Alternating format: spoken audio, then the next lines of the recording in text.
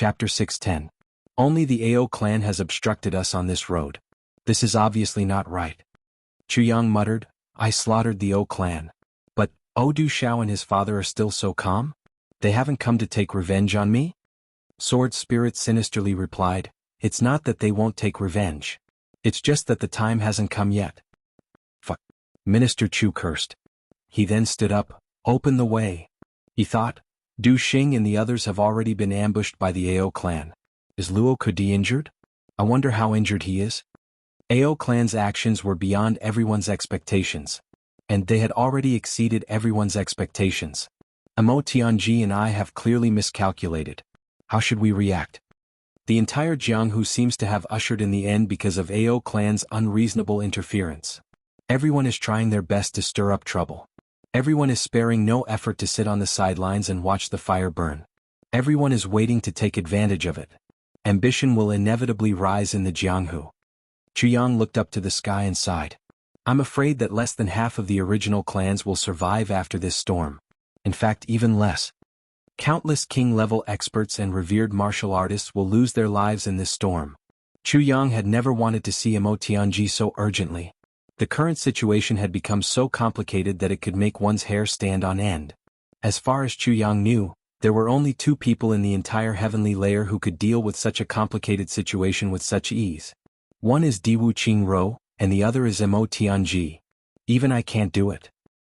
In another direction, nighttime, Kai Xiaocheng and Li Changlong finally came out of the brothel. They looked up and saw that the sky was filled with stars. It was almost dawn. 7 or 8 prostitutes were lying down in a room on the roof of the brothel behind them. They didn't even have the strength to lift a finger. Their cheeks were flushed and their eyes were blurred. So satisfying. So satisfying. I didn't expect that such an old man would be so fierce. He lasted for 3 hours. He is so energetic. So fierce. Which young man can have such endurance? Motherfucker. I'll have to pick an old man when I receive a guest in the future, even if it's free. Moreover, this guest is so generous. Look at the gold ingots on the ground. Oh, so happy. Emperor-level expert Li Changlong's legs had become somewhat soft. When they came out of the brothel, they didn't care about shocking the world. They lowered their heads and rushed all the way. In just a few moments, they were already dozens of miles away. It was too embarrassing. Brotherly. Kai Xiaoqing caught up from behind and blinked. Are you done? Li Changlong's complexion turned black. Enough. I cough. Brotherly is really old but vigorous. This. Kai Xiaoqing gave him a thumbs up. This old man has been hearing calls from upstairs all night. There are a lot of people downstairs and they are all betting. Bet? Li Changlong's face turned red. He angrily said, What bet? Everyone was betting on how long you could last. In the end, everyone lost. Kai Xiaoqing coughed dryly. Li Changlong's face turned as black as charcoal. His heart, however, seemed to be possessed by demons and gods. He couldn't help but reminisce about it. Brotherly, this, how does it taste? Kai Xiaoqing chuckled. This taste. Li Changlong narrowed his eyes as he reminisced about it. Then he suddenly realized something and became furious. What taste? He then flew away. It seemed as if he had broken some taboo since then. This emperor-level expert Li Changlong would mysteriously disappear for a period of time whenever he went to a place. Kai Xiaoqing was greatly puzzled. So he followed him several times. And he found that Li Changlong would change his appearance every time he went to a place. Then he would rush into a brothel. He's addicted to the taste. The world has lost a righteous ruler and gained a perverted thief. This is King of Hell Chu's sin. Chuyang rushed all the way. Finally, 2 days later, he saw smoke rising in the distance at noon. His heart skipped a beat. He stepped on the top of the mountain and looked around. There's no sign of human habitation here. How can there be smoke rising from the kitchen? He walked along the main road and saw a fully loaded caravan coming towards him. There were more than 20 people in the caravan. Their heads were full of sweat, and their faces were full of exhaustion. It was obvious that they had traveled a long and arduous journey. Chuyang's heart skipped a beat and he stopped. The old man at the front of the caravan ran over while wiping his sweat and gasping for breath when he saw Chuyang coming towards them. Sir, cough, may I ask how far it is to the Song clan's fort? Song clan's fort? Chuyang didn't know what Song clan's fort was. So he replied, I'm sorry. I'm just in a hurry. I don't know where Song clan's fort is. The old man's face was simple and honest. He nodded and bowed. It's all right. Thank you very much, my lord. My lord is very kind. You're a good person. Chu Yang nodded and casually asked, Are you delivering goods on such a hot day? Yes. The old man was obviously very talkative. But his complexion turned bitter as he said, It's not easy for this little old man to get a job. I have to deliver goods for a living. Oh, there's no other way. There are old and young people at home. Dozens of people are waiting to eat. Chu Yang nodded and said with pity, It's not easy. The old man suddenly wanted to cry, There's no other way. I'm forced by life. Then he politely said, My lord, you haven't eaten yet, right?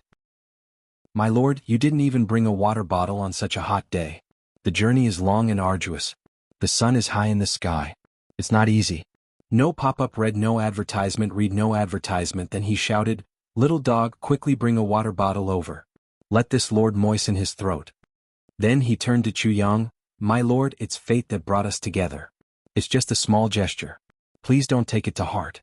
Please don't blame me for taking matters into my own hands. Chu Yang smiled warmly and said, What are you talking about? You have good intentions. I can't thank you enough. How can I blame you? The old man chuckled and said, My lord, you're really a good person. I've been delivering goods in Jianghu for so many years. I've relied on being kind to others. There are still many good people in this world. Chu Yang nodded repeatedly and said, You're really a good person. Then he took the water bottle from the little dog and nodded to express his thanks. The old man's turbid eyes looked at the water bottle in Chu Yang's hand. He politely said, My lord, you should drink a mouthful. Chu Yang smiled warmly and said, I'm not thirsty for the time being. But I'll remember your kindness. I'll drink it whenever I'm thirsty. The old man smiled happily and said with relief, That's good. My lord, take care of yourself. I'll take my leave now. Chu Yang smiled gratefully and said, Thank you, my lord. Have a safe journey. The old man shouted and the carriage set off again. They were still moving slowly.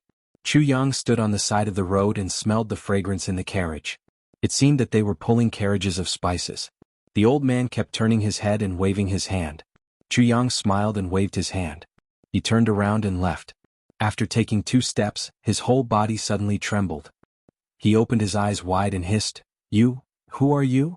The old man looked at him from afar. It seemed that he didn't hear what he said. Chu Yang groaned. His body shook violently a few times. His eyelids seemed to be about to close. He tried to open his eyes and roared like spring thunder, Who are you? He sat down. In an instant, the sky and earth turned upside down. The old man saw Chu Yang fall down. He suddenly trotted over and stopped 3 feet away. He carefully asked, My lord, what happened to you? Chu Yang shook his head. It seemed that he wanted to shake off the dizziness in his head. He weakly threw the water bottle aside and muttered, How could it be poisoned? I was very careful. How could it be poisoned? His eyes were lifeless. He muttered as if there was no one around. He seemed to be extremely regretful. That old man and more than 20 coachmen gathered around. They cautiously looked at Chu Yang and said with a strange smile, Poisoned? Ah, my lord, this old man forgot to tell you. Although you were very vigilant and didn't dare to drink my water, you didn't think that the water bottle was poisoned. As long as your hand touched the water bottle, it would be poisoned, Chu Yang said weakly. He then retorted with great difficulty, Nonsense. Say, there's obviously no poison on that water bag. I can completely feel this. Haha, there was medicine on the water bottle, but it wasn't poison. The old man's eyes emitted a ferocious light. But, as long as you touched the water bottle and passed by my carriage, you smelled the fragrance. It was highly toxic. Moreover, there was no antidote. Your whole body would be paralyzed. King of Hell Chu, can you die in peace? I see. Chu Yang sighed sadly and closed his eyes. Then he opened them again and weakly asked, Who are you? I, Chu Yang, have moved unhindered all my life. I have single-handedly overturned the heavens. But I'm going to die here today. Tell me who you are. Let me die with some understanding. That old man mischievously sneered and said, King of Hell Chu, you obviously won't die so easily. You've massacred 8,000 people of my clan. Don't tell me that you want to die so easily? Ah, you're dreaming. So it's the clan. Chu Yang forced a smile and said, This is the cycle of justice. What goes around comes around. I killed your entire clan. And I'm going to die in your hands. Jianghu, it's you, right? The old man burst into loud laughter. His laughter was mournful and shrill. He then shouted, "Yes, it's this old man." He wiped his face as he said this. Then he removed his disguise and revealed his true face. He was the clan lord of the O clan, O Chengwu. The complexion of the youth who had given Chu Yang the water bottle also changed. He turned into the valiant and formidable young lord of the O clan, the young poison spirit, O Du Xiao. His complexion had turned ashen at this moment. He looked at Chu Yang with extreme resentment. "King of Hell Chu, you hadn't thought that you would end up like this when you had ruthlessly and mercilessly attacked our O clan, right?" Chu Yang choked and laughed. He then nodded repeatedly, "O Du Xiao? Yes, I hadn't thought of this. But I, King of Hell Chu, didn't die in vain. I didn't lose anything. More than 10,000 lives of the O clan were buried with me. So what did I lose? I made a profit. I made more than 8,000 times. O Du Xiao, they will be scared if they see me in the underworld after you kill me." Wah. Chapter 6:11. Chu Yang smiled mockingly. "Third, all of you are acting as if you don't have any cultivation. So you must have taken some kind of medicine to conceal your cultivation so that others can't see through you. That's why they've let their guard down. But an expert is an expert.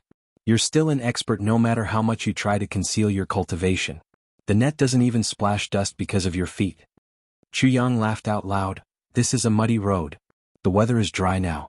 So the horses' hooves create a cloud of dust when they step on it. Even a gust of wind can fill the sky. But your people are stepping on it as if they're stepping on a stone. Isn't it strange? Don't tell me that king-level experts are in charge of delivering goods on the road these days? Fourth, we've met for the first time. We've never met before. But you gave me a water sack." Chu Yang smiled. "I've never seen such a kind-hearted person in the lower three heavens. You're kind-hearted by nature. But you should have made sure that this person you've suddenly met doesn't have any intention of robbing you, right? You're so enthusiastic, as if you've seen your own father. Do you think I'm stupid? There are so many loopholes. Wouldn't I be more stupid if I fell into your scheme?" Chu Yang indifferently said, "Do you know that I caught all the spies who had been hiding in Iron Cloud Nation for more than 10 years by relying on these clues when I arrived in the lower three heavens? And you're using this method to deal with me now?" Chu Yang burst into loud laughter. "O Chengwu, has your head been kicked by a donkey?" O Chengwu's eyes were filled with anger. He pointed his trembling finger at Chu Yang. Then he suddenly spat out a mouthful of blood with a puff sound. Chu Yang's vitality had almost recovered. So, his eyes gradually exposed a murderous intention. "You too, it's almost time. I should send you on your way. Thousands of O clan members are still eagerly waiting for you to reunite in the netherworld. Don't make them wait too anxiously. That would be my sin." "Hold on." O Du Xiao shouted in a low voice. He firmly looked at Chu Yang. "I want to know. You've seen through our disguise. But you've still come into contact with that water sack. And as far as I know, this kind of mixed poison is a unique creation of our O clan. There's no antidote in this world and no one knows. Even a monarch-level expert can't resist it with his own cultivation. How did you do it?" Chu Yang snorted. "You don't need to know this." The tribulation sword appeared in his hand with a clang sound. He then coldly shouted, "O Du Xiao, it's your turn now." Suddenly O Chengwu laughed miserably and black smoke came out of his body. Chu Yang squinted his eyes and slashed his sword horizontally. A ray of light flew out like a meteor and chopped off O Chengwu's head.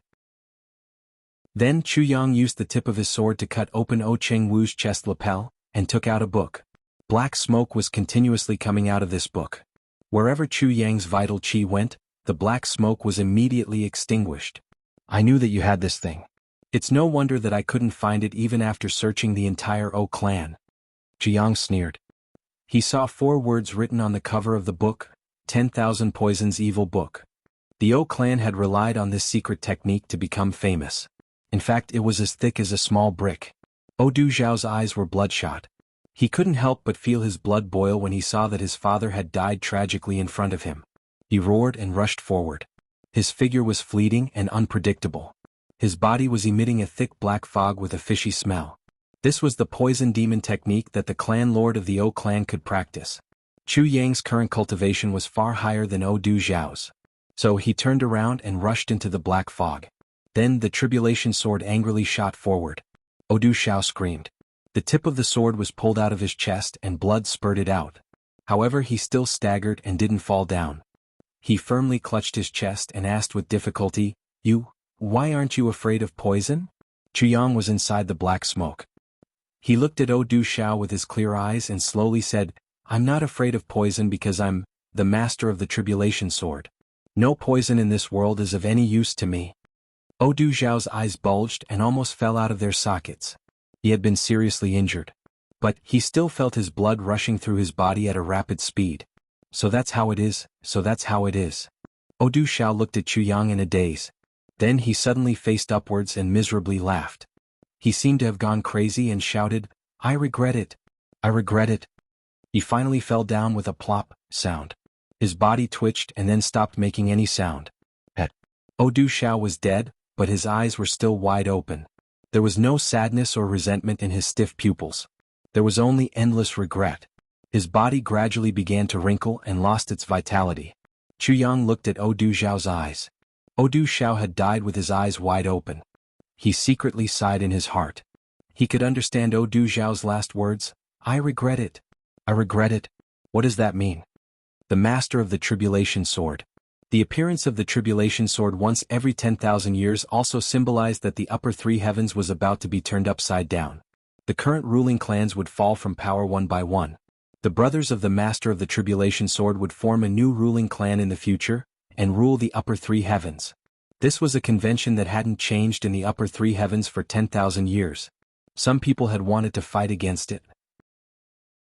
So, the original ruling clans and the master of the tribulation sword would fight to the death every time the upper three heavens changed. However, the master of the tribulation sword would win every time, and change the situation of the upper three heavens. Du Xiao also had this opportunity. He could have treated people with sincerity like Xie Danqiong's clan. He could have made friends with Chuyang and gained Chuyang's favor. Then, how could the O clan not have a place in the upper three heavens in the future? The O clan couldn't become one of the ruling clans of the upper three heavens. But, it was certain that the O clan would become one of the ruling clans of the upper three heavens. That was the ultimate goal that countless generations of the O clan had dreamt of since its establishment. It was also the supreme glory of the upper three heavens. It was already at their fingertips. The god of fate had already bestowed this great gift to the O clan. But they had ruined this once in 10,000 years opportunity because of a moment of greed. Moreover, they had also brought their clan into the abyss of death. Nearly 10,000 people of their clan had perished. How could Du Xiao not regret? The O clan had clearly made up their mind to make friends with King of Hell Chu at that time. They had even held a meeting to return the money to King of Hell Chu. Then they would make a fair trade with King of Hell Chu. Du Xiao had opposed it in his heart even when he had changed his mind. And the clan's determination hadn't been strong at that time. So, the matter could have been reversed as long as Du Xiao had resolutely opposed it. However, he had become greedy, angry, and ambitious at that critical moment. And it had eventually gotten out of hand. How could Du Xiao not regret? Even if he was killed, if his spirit still existed after his death, he would be filled with endless regret until the end of time. Chuyang sighed deeply as he looked at Du Xiao, who had shouted, I regret it so much. Before his death. He should have been one of the 12 influential figures of the upper three heavens in the future. He hadn't even started to grow. But he had died at Chuyang's hands. Chuyang couldn't help but sigh as he recalled Du Xiao's heroic demeanor in the upper three heavens. His poison techniques had made the entire upper three heavens tremble in fear. You regret it? But how can I not regret it? I would have had the assistance of a clan that was proficient in using poison in the future if you had made friends with me wholeheartedly. Then wouldn't my path of the sword calamity have been much easier? How many enemies would have been killed by the word poison in the battle of the upper heavens? How many casualties would have been prevented from my brothers? It's a pity that you've chosen another path. I had already felt that you, the poison spirit, would have been a formidable enemy in the lower three heavens back in the great Zhao continent city. I had already expressed my goodwill in the lower three heavens Mt. Dingjun. I had revealed my intention to make friends with you. Otherwise, why would I have given you such leniency? Why would I have given you such preferential conditions? I, King of Hell Chu, have a lot of money. But I'm not a prodigal. You Du Xiao were vicious in the lower three heavens. But you were still a lover. You still had a pure heart in the lower three heavens Mt. Dingjun. But why did you suddenly get blinded by your ambition at the critical moment? You ultimately chose another path. You regretted it.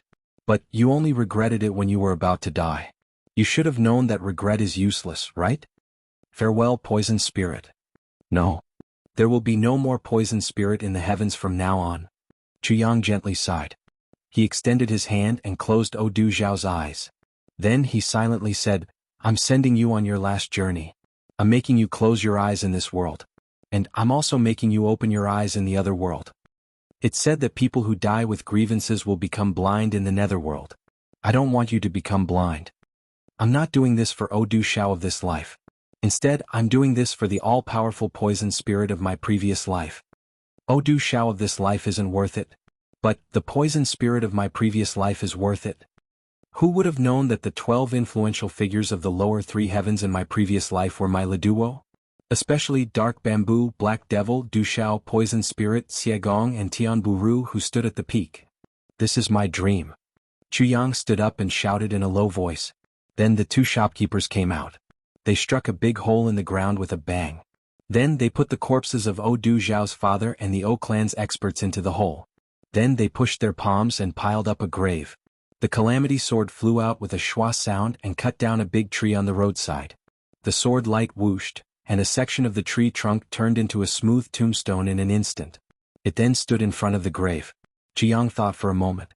Then he carved a few words on this simple and crude tombstone. He sighed deeply. Then he got up and flew away.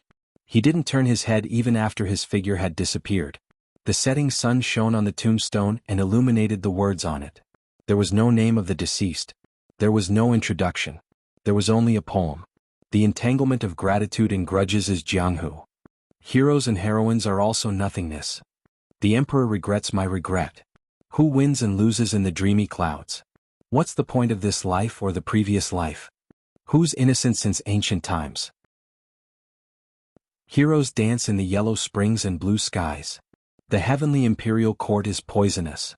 This poem was either to commemorate the poison spirit of his previous life, or it was Chuyang's own realization. However, Chuyang's obsession from his previous life had suddenly vanished like smoke in thin air. It was just as Chuyang had written this poem. Heroes and heroines are also nothingness. Who wins and loses in the dreamy clouds? What's the point of this life or the previous life? Who's innocent since ancient times? After all, his previous life didn't exist anymore. Chapter 6:12. Chuyang's figure flew on the main road. His heart calmed down after a long time. After that, they didn't encounter any more robberies. Instead, they saw several Jianghu people killing each other. The closer they got to the gathering place of the great clans, the more frequent such scenes became. Corpses were strewn all along the way. The chaos of the Jianghu had arrived. He pondered over the O clan's 10,000 poisons evil scripture, and felt that he had gained some insights. It seemed that the 10,000 poisons evil scripture could be used. The first chapter of the 10,000 poisons evil scripture, Poison Evil Divine Skill. Chapter 2, All Poisons in the World. Chapter 3, Creating Poisons. Chapter 4, All Poisonous Insects in the World. Chapter 5, All Poisons in the World. Chapter 6, All Poisons in the World. In the fourth chapter, The World of Poisonous Insects, the names and images of the Poison Recovery Flood Dragon and the Lust Flood Dragon were listed, and there was also a detailed introduction. The lust poison of the Lust Dragon was one of the poisons that couldn't be cured. Sword Spirit wrinkled his brows in Chuyang's mind. He sensed some abnormal fluctuations in Chuyang's energy. So, he couldn't help but ask, "What are you doing?" "A book," Chuyang said as he flipped through the book. "What book?" 10,000 Poisons Evil Scripture. 10,000 Poisons Evil Book? The Sword Spirit was startled. He then said, "Let me have a look." With a thought, the evil book of 10,000 poisons, which was full of strange techniques, entered the tribulation space. Inside the space, the Sword Spirit had a serious expression on his face as he flipped through the pages. Finally, he closed the book and heaved a deep sigh. Then he closed his eyes as if he was thinking about something. A long while passed before the Sword Spirit finally opened his mouth and said, "So, it's this thing. This isn't called the 10,000 Poisons Evil Book. The correct name should be Compendium of World Poisons. Guide to Poisons in the World?" Chuyang asked in puzzlement. "Not bad." Sword Spirit took a deep breath. The Guide to the World of Poisons doesn't only have the effect of poisoning people. This is the famous method of the poison doctor, Wu Ju Cheng. Poison Doctor Wu Ju Cheng? Chuyang racked his brains, but he had never heard of this name. Poison Doctor Wu Jucheng was one of the brothers of the Master of Calamity Sword 40,000 years ago. The Wu clan was also one of the big clans that controlled Zhejiang Tian 30,000 years ago. Back then, Poison Doctor Wu Juecheng had relied on his poison skills to roam the pugilistic world. He had never used his hands or weapons to kill and save people. With a smile, he caused the destruction of tens of thousands of people, beheaded the heroes and left them helpless. His might shook the world. Back then, the most soul-stirring battle was when we fought the Heavenly Wolf sect of the Upper Three Heavens. The Heavenly Wolf sect resisted stubbornly by relying on the dense forests and mountains. After Wu Jucheng arrived, he stood in the limelight and released a plague. The area within a radius of 3,000 miles became a dead zone. Be it man or beast, none survived. Other than being a master of poison, Wu Juecheng is also a divine physician. No matter what kind of injury it was, no matter what kind of poison it was, he could use poison to fight poison with poison and cure it without any repercussions. He is sometimes righteous and sometimes evil, doing things according to his heart's desire. He is truly a strange talent of his generation. However, after Wu Jucheng disappeared for 10,000 years, a new Calamity Sword Master was born. The Wu clan declined and slowly disappeared from the Upper Three Heavens. The guide to the world of poisons also never appeared in the Jianghu again. However, someone from the Wu clan escaped that year. I suspect that supreme martial artist Chen Feng, who once shook the world, is a descendant of Wu Jucheng. The sword spirit narrated the life stories of this legendary figure in detail. It seemed as if he was very familiar with them. And Chuyang was fascinated as he listened. So that's how it is, Chuyang silently sighed. However, the book in your hand is incomplete. It lacks the most important, fight poison with poison. Moreover, that poison technique has clearly been modified. The sword spirit smiled strangely. Chuyang immediately heard the strangeness in the sword spirit's tone. He asked, "How is it?" "Ah, because this book was rewritten by me." The expression on the sword spirit's face couldn't be described. "I didn't expect to see this book again after 30,000 years. You rewrote it?" Chuyang was genuinely shocked this time. "Yes, I obtained the guide to the world of poisons after the destruction of the Wu clan." The sword master of that time said, "This book will be immortalized in the hands of a ruler for hundreds of generations. But, in the hands of a person with evil intentions, it will torment the common people. I wanted to destroy it but I couldn't bear to do so. So, I modified it and put it away. I deleted all the evil and cruel methods that violated human nature. I also reduced the power of the poison technique to the minimum. Then I separated the book into 2 volumes. The book you're holding now is the first volume," the sword spirit said. "So, do you still remember it?" Chuyang's eyes lit up. "I remember it. However, this kind of martial art is too dangerous. It's not easy to control it if other people practice it. Moreover, who will control the danger of this poison technique if you're no longer in this world?" The sword spirit looked at Chuyang meaningfully. "There's no such thing as good or evil in this world. The so-called righteous sects don't lack sinister villains and ambitious fanatics. The so-called evil and crooked paths don't necessarily consist of devils who torment the common people. There are also great men and true heroes who emerge in an endless stream." Chuyang insipidly said, "Moreover, you destroyed it at that time because you had already mastered the heavenly tribulation. But I haven't started yet." The sword spirit's eyes became serious. "You want to practice it? I have the heavenly tribulation divine technique. So, why would I practice this poison technique?" Chuyang said, "But I must know some of the methods to save people or to harm people. This will be beneficial to my future plans." The sword spirit pondered for a long while. Then he said, "It's okay to let you know as long as you don't spread it out. Well, I'll give you the complete guide to world poisons." Chuyang was overjoyed. He said, "You have a lot of good things in your head. How about this? I'll give you a lot of paper and a pen. You can record everything in your head for me, okay? It's so troublesome to squeeze out at the last moment." The sword spirit became angry. He said, "I saw this thing and recalled my past memories. So, I remembered it. Do you think that I can take out anything? You don't have a medium. So, you can't recall my memories. What's the use of that? Moreover, can you learn my 10,000 years worth of memories even if I write them down? That's something that tens of thousands of people have to study for their entire lives to achieve. You're the greediest." Chuyang touched his nose and forced a smile.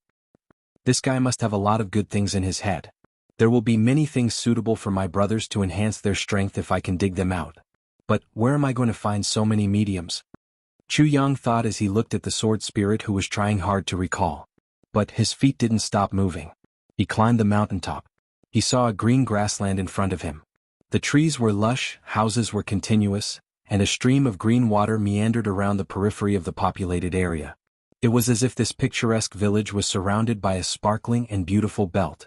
I've arrived at the Mo clan. When Gu Duxing passed through this forest, he vaguely felt that something was wrong. The aura that was coming from the front was faintly oppressive. But he couldn't take a detour at this time. The Gu clan was about 200 miles away. This was the only way. If he took a detour, he would have to take a detour of several thousand miles. The enemy had chosen this time and terrain to attack. Gu Duxing steeled his heart and walked out in large strides. I can't take a detour. So I'll kill my way through. He came out of the jungle and saw a man standing upright and unafraid at the intersection between the two mountains. The tassel of his long sword was fluttering in the wind on his shoulder. At the entrance of the gap between the two mountains, this person's figure was like a sharp sword. It was as if this sharp sword had split the two mountains apart. This man was tall and sturdy. His figure was tall and sturdy. His face was covered with curly hair. He looked like a black iron tower. He stood tall like a mountain on the road. There was a wide road on both sides of his body. But it didn't know why this man gave people the feeling that he was blocking the entire road. Not even a drop of water could trickle through. Brother Gu, it's been a long time, this man grinned and said indifferently when he saw Gu Duxing come out. He opened his shoulders and a domineering aura suddenly gushed out. Tu Qianhao. Brother Tu? Gu Duxing's body landed lightly. He stopped and said with a cold expression, the scorching sun is high in the sky. Brother Tu must be in a good mood to bask in the sun. Do you have nothing better to do? Tu Qianhao smiled and shook his head. Brother Gu, we haven't seen each other for a long time. Your attitude is very bad. Gu Duxing sneered and said without any trace of politeness, Tu Qianhao, you're blocking my way. Don't tell me that you have good intentions. Tell me, what do you want to do today? Tu Qianhao took a deep breath. He slowly removed the sheathed sword from his back and said in a heavy tone, this too suffered a crushing defeat at the hands of Brother Gu in the last battle. So, I have come here today to ask Brother Gu for advice. Gu Duxing took a step forward. His whole body was surrounded by a cold sword energy. His eyes slowly swept across the surroundings. He then shouted in a low voice, you're alone? The contempt in his tone wasn't concealed in the slightest. Tu Qianhao snorted. He glared at him and said, I won't hide it from you. 20 people of our Tu clan have come this time. 21 people including me. Our purpose is to kill you. You have the means. Gu Duxing put on a fake smile and snorted, then why haven't you called them out to fight? Why have you left the great young master here to wrangle with me? Tu Qianhao's face turned red. He then said boldly, but I want to fight with you first before besieging you. A battle of life and death. It seemed as if his eyes were about to spurt out a raging fire. He then said in a heavy tone, I want to have a fair fight with you today. First I'll kill you. Second you'll kill me. I'll cut my own throat on the spot if anyone dares to fight before the battle of life and death is decided. Then he turned around and shouted in a stern voice, did you hear that? Get out here for me. 20 people came out from behind the mountain rock with several schwa sounds. They then stood behind Tu Qianhao. Tu Qianhao's complexion was like iron. He then shouted in a stern voice, whoever dares to fight before the outcome is decided will kill me with their own hands. Do you understand? This young master has been rampant, proud, despicable, and scheming in this lifetime. But no one has ever said that I have no backbone. And no one is allowed to say that my Tu clan has no backbone. Do you understand? Translator. Mr. Voltaire Wei Xiaogu had taken over Yu Lao's authority. He had become the one and only Yu Lao in the world. All the marriages in the world were in his hands. What? Brother, you're a rich second generation? A great master? You don't lack women? Very good. Then you can try from today onwards. Do you still have women? This Yu Lao can guarantee that you won't even see a chrysanthemum flower. Big Mouth Parrot, The Postmodern Life of Yu Lao, Book Number 2271796. Chapter 613. Yes. Young Master will win.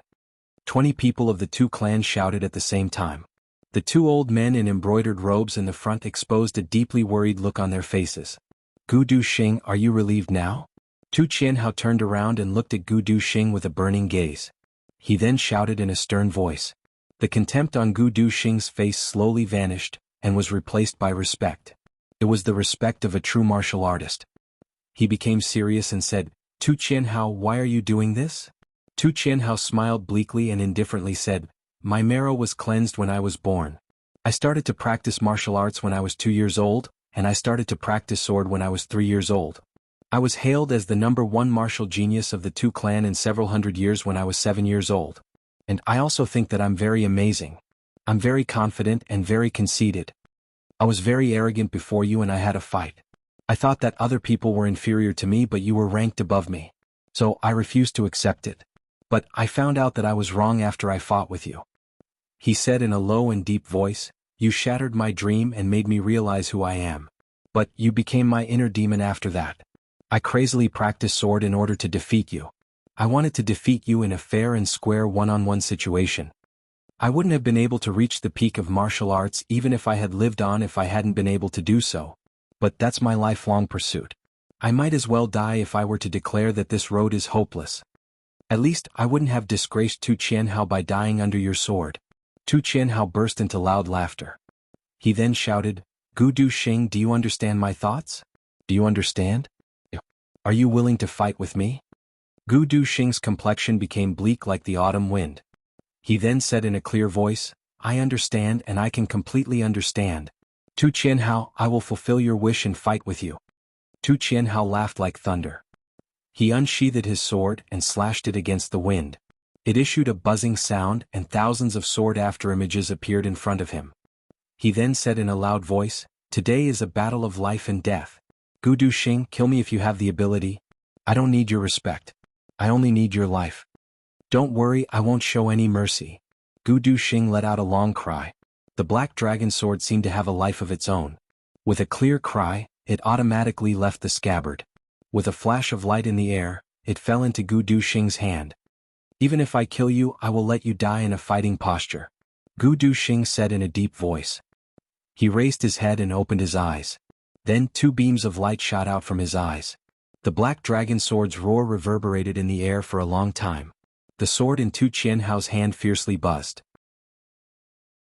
Tu Qianhao burst into loud laughter. Sword Emperor. Sword Emperor. I have indeed met the Sword Emperor in this life. With a loud roar, the muscles all over his body tightened. His entire body seemed to have swelled up and become even more powerful. Tu Qianhao's face had turned red, and his eyes had shot out a feeling of extreme excitement. In fact, every pore of his entire body had been stimulated by this kind of happiness, and had expanded. The boundless fighting intent had thoroughly integrated into Tu Qianhao's blood and soul. The lifeless sword in Tu Qianhao's hand had already expressed its allegiance when the Sword Emperor had appeared. However, Tu Qianhao could only feel his fighting intent boiling uncontrollably. Gu Duxing, come and fight. Gu Duxing let out a long roar and his sword light crisscrossed. Tu Qianhao laughed heartily and flew up. Suddenly, thousands of sword lights whizzed out from all directions, and transformed into life-snatching sword energy. They then attacked Gu Duxing. The whistling sound of the sword wind suppressed the mournful northern wind of the mountain pass. Gu Duxing was dressed in black clothes. Tu Qianhao's sword light was flickering in and out of existence. The black dragon sword swept, flickered, stuck and cut. A cold light burst out. He didn't yield to Tu Qianhao in the slightest. One of them was dressed in black clothes and the other in black clothes. 2 groups of sword lights were rolling over and over again. Later, only a group of resplendent light balls could be seen. But the figures of these 2 people couldn't be seen. Suddenly, the sound of sword lights colliding with each other resounded unceasingly. It sounded like the wind blowing on a lotus and the rain hitting on a banana leaf. Then only the whistling of sword energy could be heard. The sword lights were dazzling, but there was no collision. Awesome. Tu Qianhao burst into loud laughter. It seemed as if he had gone insane. Tu Qianhao had outperformed himself under the pressure of Gu Duxing's Sword Emperor. Tu Qianhao's slaughter spirit sword technique had been displayed to the extreme. Suddenly it was like a violent storm. Suddenly it was like a gentle breeze and drizzle. He only felt that the blood in his entire body was rushing at a rapid speed. His entire body was getting more and more excited. It was a kind of excitement that had almost reached an ethereal state. He had forgotten everything at this moment. He had forgotten that he was fighting. He had forgotten that he was Tu Qianhao. He had forgotten his own sword. He had forgotten everything in this world. He only asked for a fight. A fight to his heart's content. He didn't care about life or death. He felt very happy. It was the kind of unrestrained happiness of soaring through the clouds and dancing in the streets. Therefore his wild laughter soared to the sky. His roar soared to the sky. His tall and sturdy body leaped and flew like a madman. He was like an eagle soaring in the sky. He was like a dragon swimming in the sea.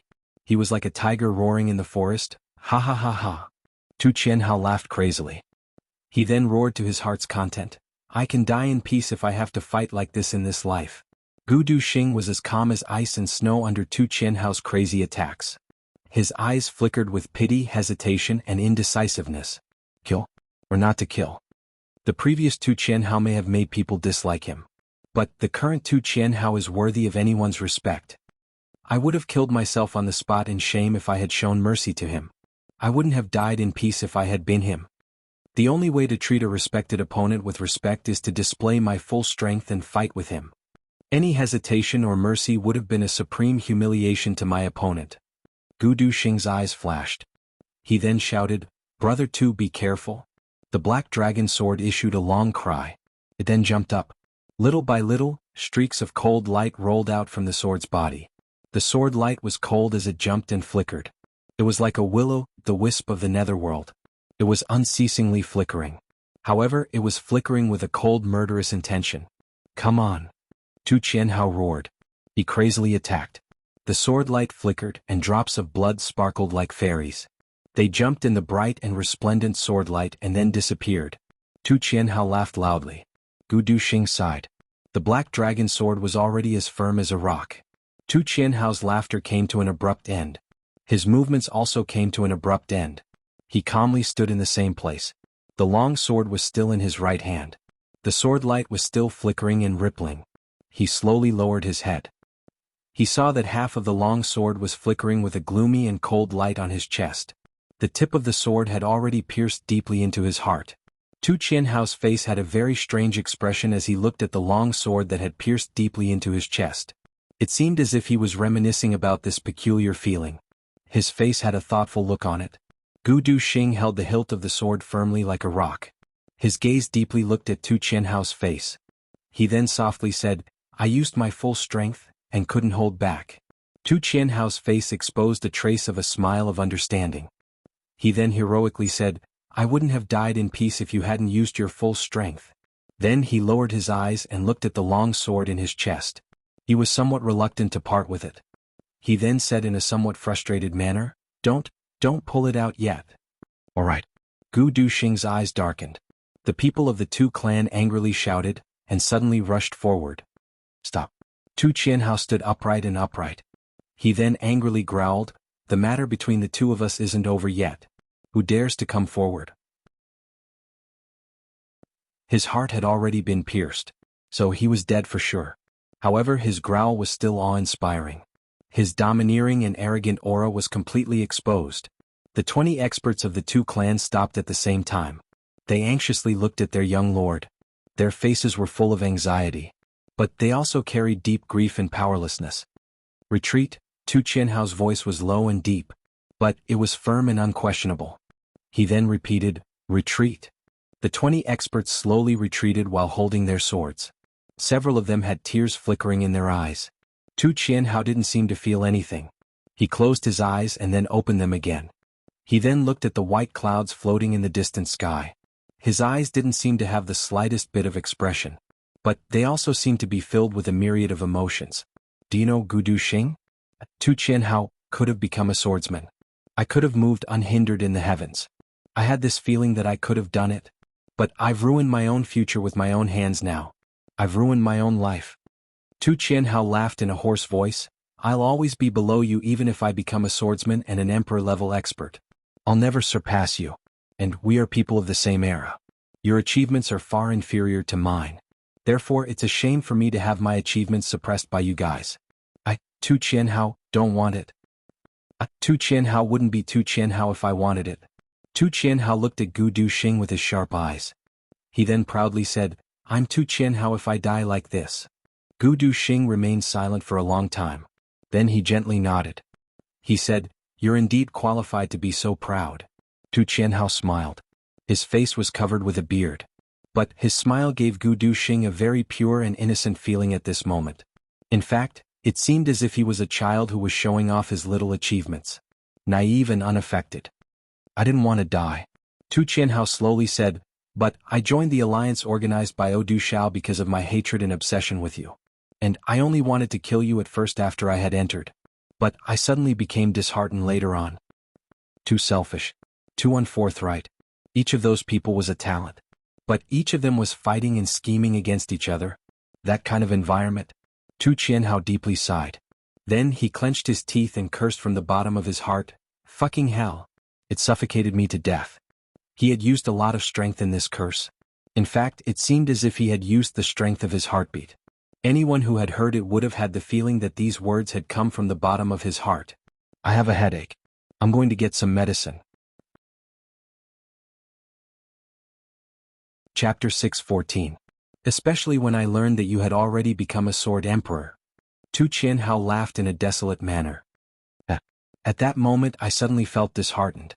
I said that I would kill Gu Duxing at that time. The Black Devil said that he was already a sword emperor. So, what grade of king level were you?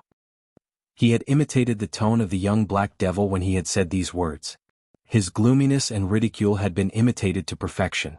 This was enough to show how much these words had stimulated him at that time. I thought at that time, I can't catch up with you. I can't kill you. But I will be killed by you. I will die in your hands. So, it should be okay, right? Tu Qianhao snorted. Tu Qianhao will die. But I'm 1,000 times better than those bastards who only speak ill of people behind their backs. They don't dare to face their enemies head-on. I'm 10,000 times prouder than them. Tu Qianhao roared. The sentence was clearly too loud. His mood fluctuated violently. The sword wound on his chest had caused him to spurt out blood. Gu Duxing's expression shook. He used his finger as a knife, and poked twice on Tu Qianhao's chest to stop the bleeding. Tu Qianhao's complexion turned as pale as gold paper. He smiled warmly. Don't bother. I've come here today to seek death. Do you really think that a 7th grade king-level expert like me can defeat a sword emperor? Gu Duxing was speechless. He sighed and said in disappointment and frustration, You didn't have to die. Tu Qianhao smiled freely. Then he suddenly said, But I have boundless confidence now. I may not necessarily lose if I have the opportunity to fight with you next time. That's because I suddenly comprehended my own way of the sword when I was at death's door. I comprehended my own sword emperor realm. Tu Qianhao's complexion was solemn and proud. He gasped for breath and said, I'll be a sword emperor after today if I don't die. Gu Duxing knitted his brows. He was somewhat worried as he looked at Tu Qianhao's increasingly pale complexion. Tu Qianhao choked and coughed. He then said in a somewhat strange manner of self-mockery, Do you know when I had this kind of comprehension? When? Gu Duxing could not help but agree. When the tip of your sword pierced my heart, a boundless feeling of death suddenly welled up. But I comprehended my own way of the sword at that time. Tu Qianhao smiled brightly. When the tip of your sword pierced my heart, I unexpectedly made a breakthrough at that time. Ah, it's so damn funny. What a fucking joke. This is really fucking funny. Gu Duxing couldn't help but be speechless. He didn't know what to say. The tip of the enemy's sword pierced his heart, and he broke through at that time. Such a fortuitous encounter would make anyone speechless. So it turns out that the greatest breakthroughs can only be achieved when one is on the brink of death. Tu Qianhao finished laughing. Then he sighed in disappointment and frustration. Then he muttered, I remember that Senior once said that the aura of death is the precursor to a breakthrough. I've always been puzzled, but today I finally understand. Suddenly, he turned his head and looked at Gu Duxing with a burning gaze. He said, Gu Duxing, although I'm dead, I can't waste my sword Dao. Please do me a favor. What favor? Gu Duxing had already faintly guessed it. Only you can understand my state of mind at that time. So I'll tell you my sword Dao. Tu Qianhao's pupils suddenly opened wide, and he exposed a fanatical look. Gu Duxing, I hope that my sword Dao will be famous throughout the world. Its might will shake the heavens. I beg you to help me. Me? Gu Duxing had already guessed it. But he still felt his whole body shake when he heard Tu Qianhao say it himself.